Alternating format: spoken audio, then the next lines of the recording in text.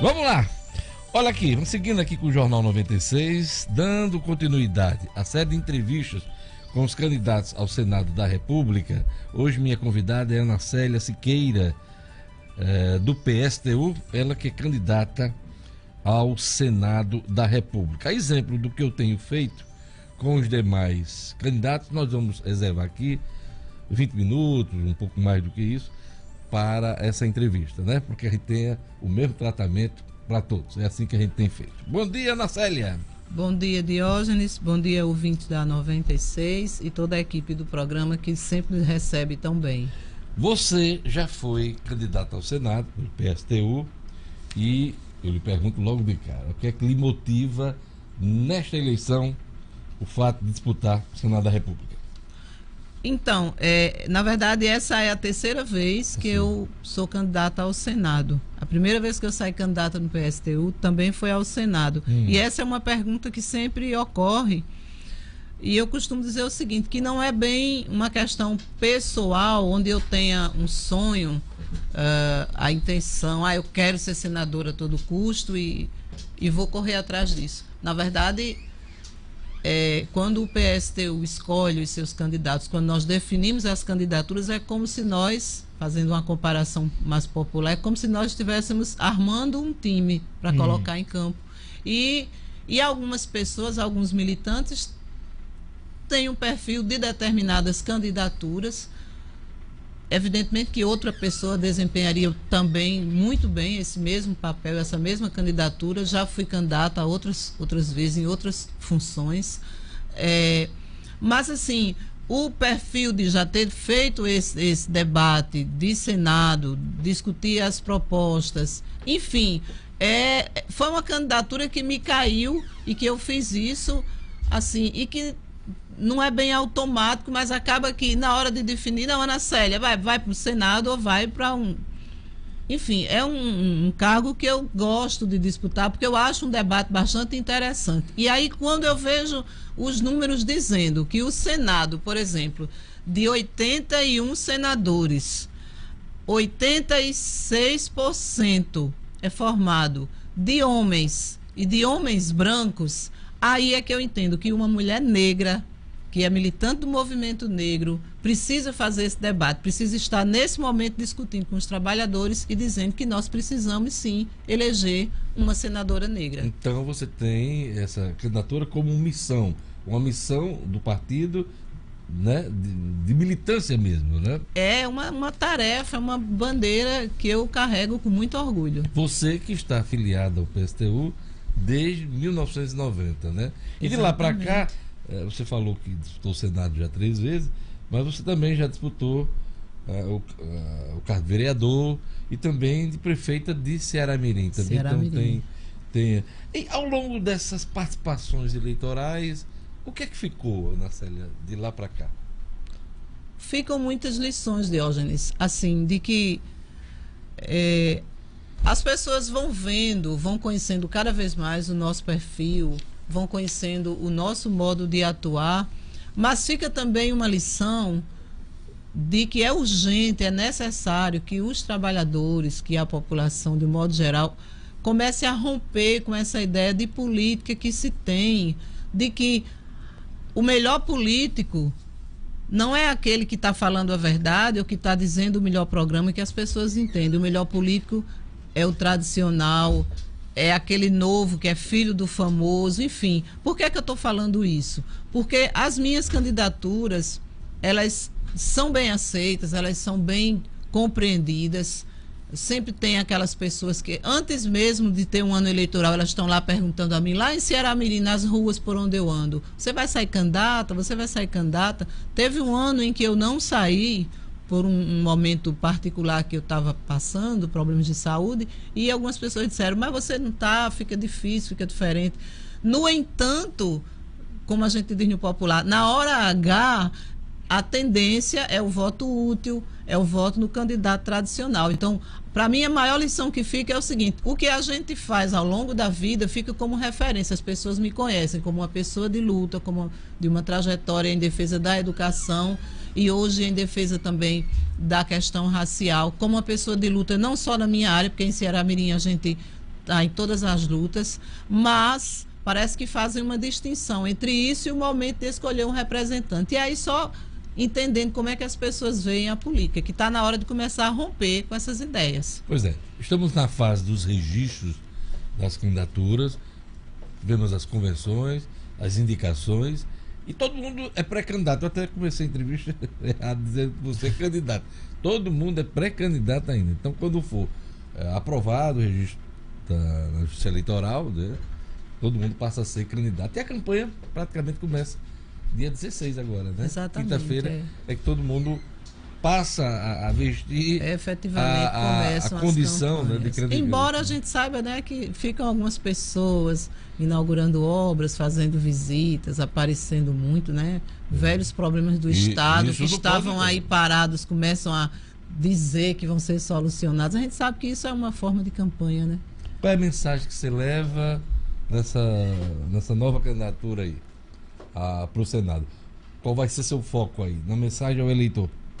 Olha, eu acho que mais do que nunca nós vamos levar para o Senado o debate de se repensar essa forma de ser organizado o legislativo no nosso país, né? Eu tenho lido algumas coisas, eu tenho pesquisado algumas coisas e a gente vê o quanto o Senado brasileiro é uma casa de enfeite, é uma casa decorativa que só serve para garantir privilégio de políticos antigos. Por que você diz isso, Ana Célia? Porque primeiro, eu acho que ficou evidente nos últimos anos a quantidade de corruptos que estão agasalhados ali naquela casa, numa legislação conservadora que os protege, e aquele revezamento com essa história de senador e suplente. Quer dizer, olha, o cara tem 8 anos de mandato, sai para ocupar um cargo de ministro ou chefia de qualquer coisa, para ocupar os cargos políticos. Os suplentes assumem, esses suplentes depois saem, aí vem o segundo suplente. Suplentes que não foram diretamente eleitos, escolhidos, vamos dizer assim. Mas essa é a regra, né? Sim, é a regra, mas as regras podem ser modificadas, né? Você é favorável à mudança? Nós defendemos, na verdade, o sistema unicameral. Agora, esse é um debate bem profundo, é verdade, mas a gente só coloca isso, às vezes até choca, né? Em outros momentos, quando eu fui candidata, que a gente dizia isso, às vezes até as pessoas riam, porque acham que o PSTU tem um bocadinho de louco, né? Porque propõe umas coisas que parece que não tem lugar na realidade.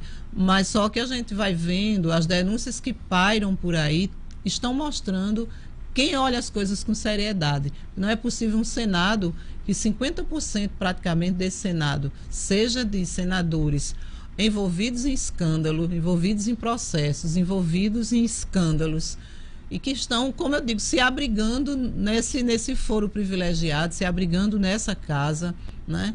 E se a gente for olhar a história do Senado, é um nome tão bonito, era um conselho de cidadãos que zelavam pela cidade-estado, que tinham o direito, por serem cidadãos mais experientes, de opinarem. Roma antiga, né? Então, tinham o direito de opinarem sobre a vida da cidade-estado, de legislar e tal. Mas isso era na Roma antiga. E hoje, do ponto de vista da legislação, é como se ainda tivesse esse manto sobre aquela casa, que só está agasalhando corrupto.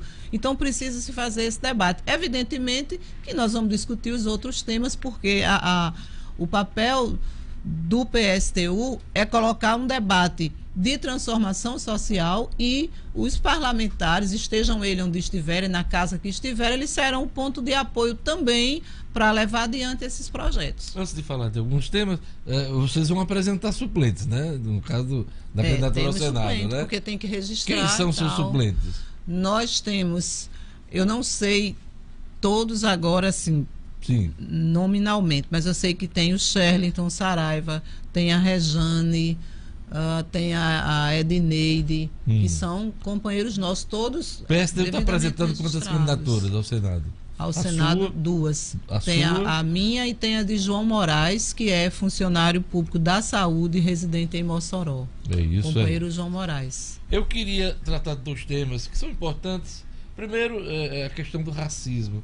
Você que é ativista do movimento negro, e A seu ver, como é que esse tema é tratado no Parlamento Brasileiro? Qual é a contribuição que você pode dar em caso de eleição? A primeira contribuição, que eu me orgulho muito de fazer isso, eu penso que a maior contribuição que eu faço, por exemplo, é quando eu estou na mídia falando como candidata, como eu te falei, de um cargo que as pessoas sabem, de uma casa que a maioria é feita de homens e homens brancos. E quando eu faço esse debate, a exemplo do que aconteceu em 2014, 2012 não foi tanto, mas 2014 isso foi muito forte. Isso causa, nos próprios negros que estão assistindo, isso causa um questionamento. E um encorajamento, de certa forma. Não estou querendo aqui engrandecer, autoproclamar, mas eu acho isso muito importante as pessoas perceberem que negro tem um lugar na política e como tem, e como deveria ter. Então, isso é a primeira coisa.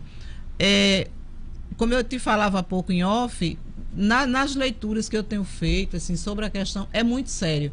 Tem um trabalho de um cara que ele chama a subrepresentação dos negros na política. Aí, olha só, ele cita o fato dos negros serem a maioria da nossa população e, contraditoriamente, serem a minoria nos parlamentos. E ainda diz mais, que dentro dos partidos políticos, quando existem negros que atuam, é doloroso dizer isso. Para mim, como militante do movimento, ler isso e assimilar isso é doloroso. Dizer que o papel deles, na maioria das vezes, é, como se diz no interior, é puxar voto para os outros candidatos. É ajudar naquela história de quanto mais candidato, traz mais voto. Ou trabalhar para os candidatos. E nos interiores a gente sabe que até nem chegam a isso, porque muitos ficam simplesmente alijados de uma participação onde eles apareçam. Na sua avaliação... Então está na hora de acabar com essa maneira invisível de se atuar. E nós temos que dizer, se somos a maioria da sociedade e somos a maioria que estamos nos setores de opressão, porque estamos, hoje nem a mídia esconde mais isso, que estão aí sendo mortos, que estão no subemprego, que estão aí nas ruas, enfim.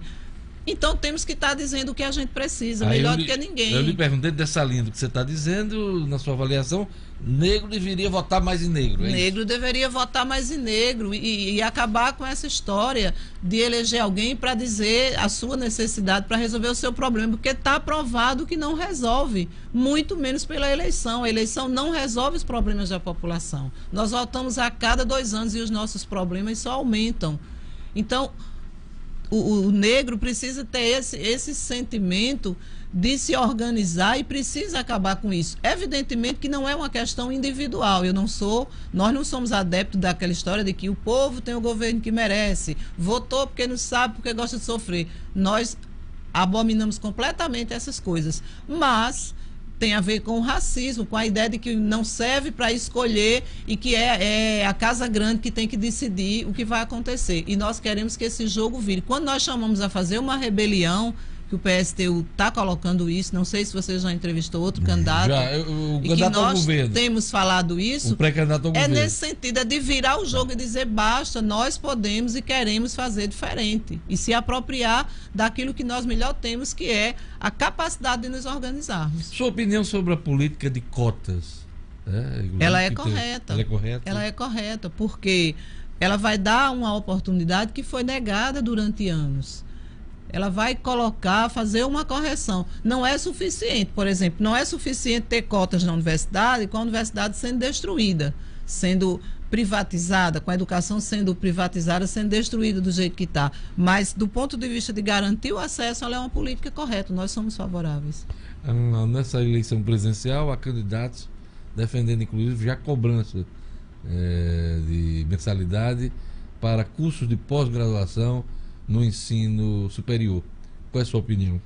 São candidatos que não estão se propondo a fazer mudança em coisa nenhuma, pelo contrário, né? Estão reforçando a escalada privatista que a educação brasileira começou já há algum tempo, que não foi de agora, e diga-se de passagem, não foi depois do governo Lula. Eu tenho ouvido, infelizmente, dentro da minha categoria, setores que pegam o microfone e dizem assim: o Brasil, a educação brasileira está sendo privatizada, está sendo destruída. O processo de educação de destruição da educação já começou faz tempo. Inclusive, dentro do governo Lula, aconteceram medidas que contribuíram bastante para isso.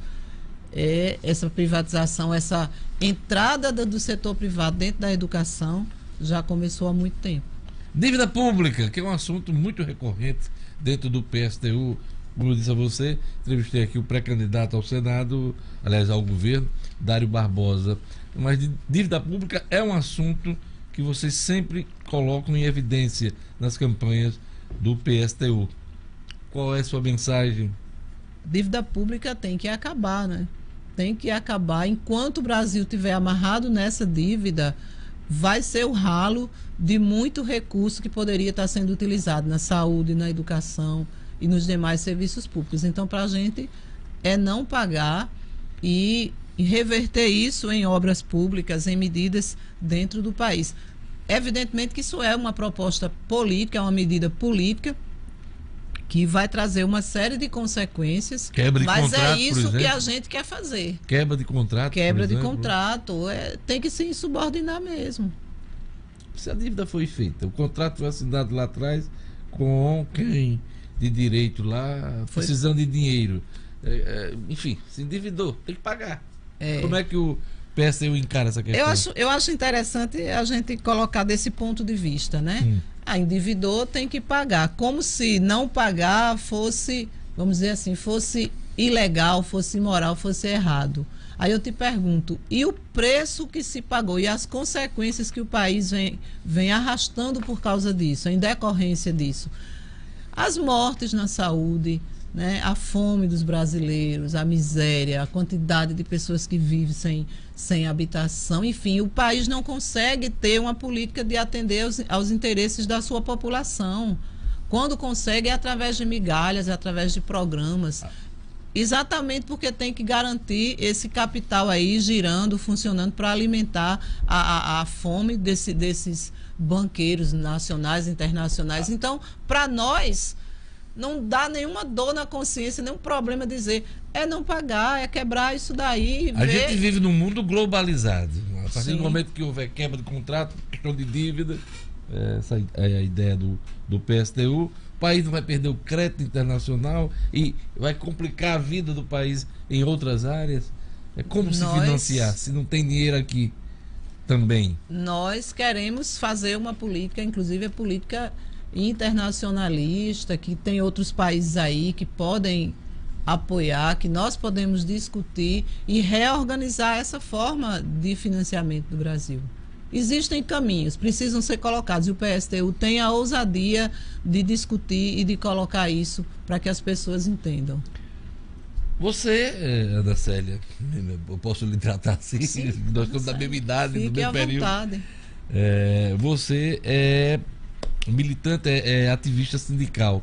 Eu queria uma opinião sua sobre a recente reforma trabalhista aprovada no atual governo federal. Essas reformas, elas precisam ser revogadas, né? A ideia do PSTU, da nossa candidata a presidente, a Vera, e a ideia Vera que Lúcia, nós, a Vera Lúcia, a ideia que nós trabalhamos é de revogação. Não há que fazer um plebiscito para saber se o povo gostou, se o povo gosta, se o povo quer manter, não. Porque são reformas que atendem claramente ao interesse do mercado, né, a um enxugamento aí no setor de trabalhadores e que só vai aumentar os problemas que os trabalhadores já têm. Então, essas reformas que foram feitas ao longo desse período, elas precisam ser revogadas. Mas elas passaram pelo Congresso Nacional, foram aprovadas pela Câmara dos Deputados, pelo Senado da República, ampla maioria, foi sancionada pelo presidente da República, quer dizer, apenas um decreto vai resolver o problema? Uma canetada? E esses setores estão preocupados com os trabalhadores, eles estão interessados no bem-estar da população, eles votaram no interesse que eles defendem. Principalmente deputados, como nós temos no nosso estado, que vivem dessa questão de empresas que apoiam, digamos, a terceirização, que tem empresas que trabalham diretamente com isso, eles votam no interesse deles. Então, por isso que que nós insistimos tanto nessa ideia da rebelião, porque nós queremos, quando cada coisinha dessa a gente vai mostrando que está errado e que precisa ser transformada, isso é que é fazer a rebelião. Outro dia eu estava pensando lá em casa, me permita falar com você. Não, claro, assim, claro. Como se eu estivesse conversando com meu vizinho. Mas é porque outro dia eu estava pensando assim, que num estado como o Rio Grande do Norte, que a gente tem um índice de violência tão alto, não é? Como está figurando aí o estado mais violento. A gente falar em rebelião, acho que para algumas pessoas deve dar até medo, né? Essa palavra deve dar medo. Mas nós queremos dizer que não é para fazer medo, não. Rebelião é rebelar. Se a pessoa se revoltar contra um estado de coisas... Mas dentro do Estado Democrático de Direito. As pessoas não conhecem outro caminho e a vida inteira engoliram algumas coisas que foram colocadas, elas não conhecem outra forma, não entendem que existe outra forma. E alguém precisa dizer para elas, existe outra forma, é possível, existem e tal, e vai se fazendo um diálogo. Esse Estado democrático de direito, essa democracia a gente sabe que ela é questionável, é uma democracia que, poxa, a gente viu agora há pouco tempo. Vem se falando em crise há tanto tempo, tanta dificuldade para as categorias terem reajustes salariais, para as categorias terem seus direitos que estão lá no papel, que são garantidos por lei, a lei do Estado Democrático de Direito, e tudo é negado. Hoje até o que está na lei é negado. Eu sou da categoria da educação e eu vejo a dificuldade que é para a gente conseguir que o reajuste do piso, que é lei, seja colocado em prática. Não pode porque há uma crise. Aí vem o judiciário lá de cima, de uma canetada, votar aumento do seu salário. Um aumento que por cadeia vai cair para os estados e vai entrar em tantas outras áreas. Quer dizer, a democracia garante esses senhores fazerem isso, mas a democracia não me garante ter o meu mísero aumento de salário de 11% feito automaticamente. Então é uma democracia questionável, Diógenes. Felizmente nosso tempo acabou, já completamos aqui os 20 minutos, mas eu ainda lhe pergunto, o PSTU é um dos poucos partidos de esquerda que não estão alinhados no movimento Lula livre. Por quê? Porque para nós, primeira coisa, seria extremamente contraditório. Nós temos uma consigna dentro do nosso programa de não pagamento da dívida externa, de revogação das reformas, dessas medidas todas que nós temos colocado. Nós somos conscientes de que uma das coisas também que dificulta a vida da população e que tem levado aí muito dinheiro pelo ralo é a corrupção. E nós temos no nosso programa muito evidente lá, cadeia para corruptos e corruptores, confisco dos bens, etc. Então, no momento que o senhor Lula da Silva, isso comprovado ou não, isso finalizado ou não vamos entrar nos detalhes, nos trâmites de como foi feito isso. Mas foi de uma democracia que ele mesmo sempre defendeu. No momento que ele está envolvido em corrupção, não tem por que ter um tratamento diferenciado. Não, nele ninguém toca, deixa ele aqui, não vamos fazer nada. Então o PSTU não foi para essa defesa. Primeiro por isso, e segundo porque muitos dos partidos de esquerda, ditos de esquerda, que se aglomeraram em torno da defesa do Lula livre, na verdade estavam fazendo uma frente já prevendo eleição 2018. Inclusive isso serviu para muitos sindicalistas, muita direção sindical importante, desviar o foco de uma luta que poderia ter sido maior contra o que nós vivemos ano passado. É isso aí. Eu queria agradecer a presença aqui da pedagoga, funcionária pública, Ana Célia, candidata, aliás, pré-candidata ao Senado pelo PSTU. Deixa eu passar um período dos registros aí, para a gente poder chamar todo mundo de candidato aqui, né? E a eleição começa para valer na próxima quinta-feira, né? Dia 16 de agosto. Lembrando a você que nós teremos o debate da Band em Natal com os candidatos ao governo do Estado. Todos os candidatos, inclusive do PSTU, foram convidados para participar do debate na próxima quinta-feira e eu conto com sua audiência. 22 horas, hein? Obrigado, Ana Célia, sua presença aqui no nosso programa. Muito obrigada, Diógenes. Mais uma vez eu agradeço. A luta continua. A luta sempre, ela não para, nunca. É isso aí. Um abraço a todos. Daqui a pouquinho, Padre Nunes, na programação da 96 FM. Temos todos um bom dia. Tchau.